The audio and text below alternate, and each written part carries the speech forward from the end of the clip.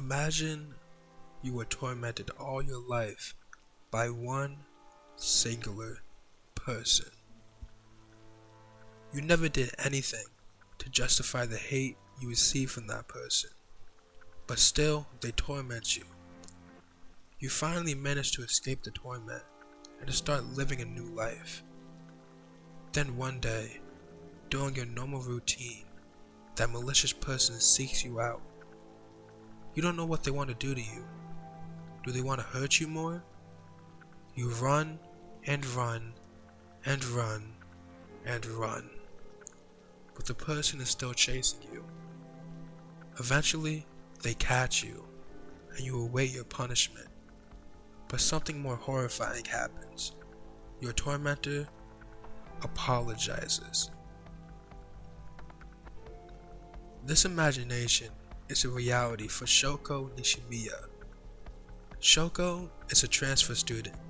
She's new to her school and is still trying to make friends. We've all been in a situation where we know no one and need to put ourselves out there. For most, this experience is in college. For Shoko, this experience was when she was a kid. Shoko knows she needs to start talking to other students in order to make friends. So Shoko makes a notebook where people can write in to converse with her. This is because Shoko is deaf, a fact that Shoya Ishida will soon learn. Shoya Ishida is a typical troublemaking kid.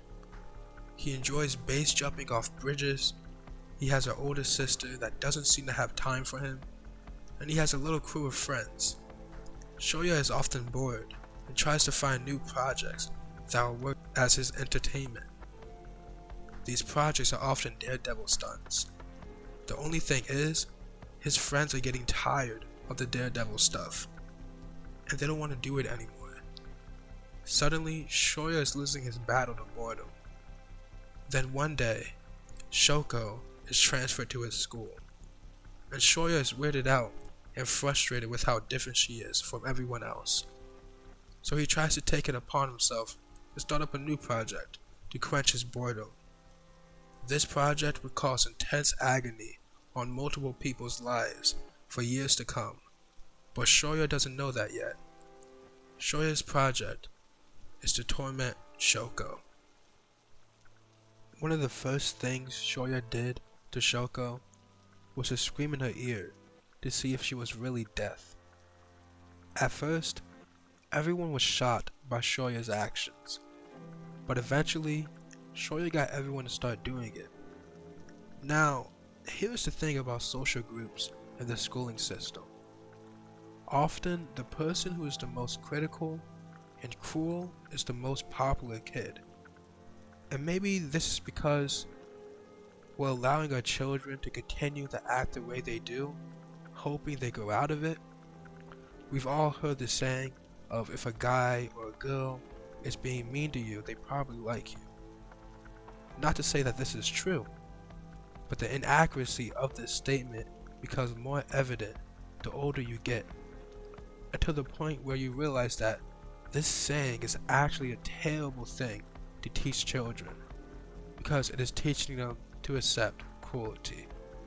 You see, Shoya was the most popular kid in his class, and since he spearheaded the bullying, everyone else decided to follow him. In the beginning of Shoko being in this new school, no one was truly bullying her. They may have been annoyed or frustrated that she was born differently than them, but they never took it to the point of actually being cruel to her. But Shoya set that standard and made sure to follow that standard. Soon, everyone was shouting loud sounds at Shoko. It got to the point where the teacher had to step in. And by step in, I just mean having a conversation with Shoya about why he should stop messing with Shoko. But I think we all know by now that Shoya doesn't stop. He instead crosses the line even further. Shoko was still attempting to make friends, and through this we learn Shoko's nickname, which is Sho. Shoya just happens to have the same exact nickname. So not only is the weird girl who can't hear bothersome to him, she also shares the same exact nickname. Of course, Shoya isn't going to like that. Shoko, being deaf, can't speak well, but Shoko decides anyway to read out loud for the class. She reads the passage the best that she can, and immediately after Shoko finishes reading, Shoya decides to imitate her by standing up, pretending to read the book, and saying gibberish. He calls this Nishimiya-ese, and the whole class finds it funny. At this point, making fun of Shoka was normalized, and when something gets normalized, it truly is dangerous. This is because no one gives what is normalized a second thought, and also because many fold under peer pressure and join in. No one had a problem with Shoya bullying Shoko. In fact, they encouraged it. The teacher decides to talk with Shoya again. Now at this point, you may be wondering why the teacher seems to be so worthless. He isn't doing anything except talking to Shoya and moving on with his day. To this, I would say that yes, it's the teacher's responsibility to watch over all the children, especially disabled ones. But I believe that the teacher didn't feel like this was a bullying issue. I believe he felt like this was a knowledge issue. In every talk, he tries to inform Shoya on why Shoko is the way she is. The teacher really thinks the problem is that Shoko is different from everyone else, where in fact the true problem is that Shoya is bored and he wants something for entertainment. And this is the most entertainment he has had in a while. Even if Shoko wasn't deaf, and maybe she was different in the fact that she was bald, Shoya would still pick on her for the fact that she was bald in order to get his entertainment. So I don't think this teacher is totally negligent, but I do think that he is clueless to the actual problem. At this point, I want to stop and talk about Shoya's home life. Why is Shoya so bored? Well, if we look at his home life, we can see that when Shoya is at home, he is alone. Shoya's father is never in the story. I would assume that he actually passed away. Shoya's mother, being a single parent, is busy with her hair salon. Now, Shoya's only hope in human interaction when at home is his sister. But his sister seems to be going through what Shoya is, but in a different way. Shoya's sister wants to fight the boredom as well, but she does this simply by dating a bunch of guys. Shoya doesn't fault her for this. He actually kinda admires how she escapes boredom. But Shoya himself still has no solution, and his sister is occupied. At this point, I would actually feel like boredom is a code word for loneliness in Shoya's eyes. This is because Shoya describes his sister as escaping boredom when she is dating a bunch of guys, but having a need to be with someone isn't boredom, it's loneliness.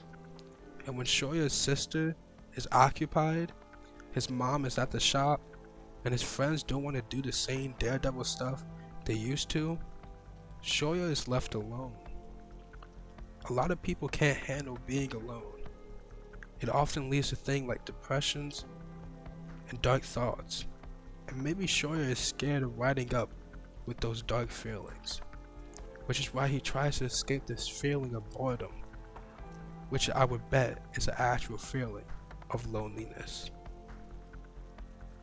And I'm not saying Shoya is excused from his actions because of him being lonely or bored, but I feel it is always important to understand the thought process behind a character. If you were to guess the type of person Shoya was from inspecting his home life, then you probably have a guess that's not too far off from his actual character. But getting back to Shoya's continued harassment of Shoko, Shoko is actually quite a confident person. Not only did she read out loud for the class, she also chose singing crier. But since she is deaf, her singing isn't the greatest. That's when Shoya went out of his way to write in her notebook that she is tone deaf, and that instead of actually singing, she should just pretend like she is. Now, although Shoya is the one bullying Shoko, no one is stopping him, and some are joining in. So that makes everyone almost as bad as Shoya. The class even had a chance to learn sign language, but rejected it heavily, because they felt like Shoko should conform to their way of life, not the other way around. Now, this is the point of the story where I'd say the bullying gets severe. At first, it was just little things that didn't affect Shoko much, but now at this point in the story, it's more direct things that Shoko can clearly comprehend. The bullying is more cruel now. There's one point where Shoya and other students write on the blackboard a thank you note to Shoko for making them lose the choir competition. Before it was possible for Shoko to ignore the bullying, but now she can't. It is getting worse by the day. This is because although Shoko knows it was the students who wrote that message on the blackboard, she doesn't get angry. This entertains Shoya even more, because now he wants to push her to her limit to see what will get her angry. It's like he just added a new element to his favorite type of entertainment. In this quest to get Shoko angry, he dumps trash on her from a window and pretends like it was an accident. He sprays water at her, he trips her, he chases her, he doodles on her stuff, and the worst of it, he steals her hearing aids. He doesn't just steal them though, he rips them out of his ears, causing her ear to bleed. This is one of the worst things he has done, and not gonna lie, I wanted to strangle him after reading that. That part is especially frustrating, especially since Shoko apologized to Shoya, trying to be friends with him. Shoya responds by throwing her communication notebook in the water. But then, finally, we get some justice. Shoko's mom has been complaining to the school about Shoko losing her hearing aids, and how she thinks she could be getting bullied. The principal comes to her class and asks who is bullying her, and this is when Shoya is forced to take responsibility. His teacher, infuriated by Shoya's actions, instantly knows that the person who has been bullying Shoko is Shoya, and yells at him saying they all know it was him. This class, seeing an adult being upset with the bullying, instantly knows that it was wrong, and they let Shoya take the fall for the class. When almost everyone was bullying Shoko, Shoya does not accept blame willingly though, citing other people's actions, but all this does is turn the class against him. Suddenly, everyone now hates Shoya, and he is now known as the kid who bullied a deaf girl. But wait, that isn't the end of the video. What if I were to tell you that this story takes you from absolutely hating the main character, Shoya, to actually feeling some sympathy for him and actually caring for what happens to him? For 99% of writers, taking a hated character and making them loved is an impossible task. But when it is done, and it is done well, you have an amazing story. I highly recommend A Silent Voice. And don't worry, this video doesn't even cover the first volume. I promise, the story is worth it, the characters are worth it, and the experience is worth it. I would give a warning to anyone who isn't good with sad things, because this story can really get emotional at times. This was actually the first manga to make me cry. So just make sure you're in the right mental space when reading it. And with that said, it's been AnythingTV, and I'm out. Deuces.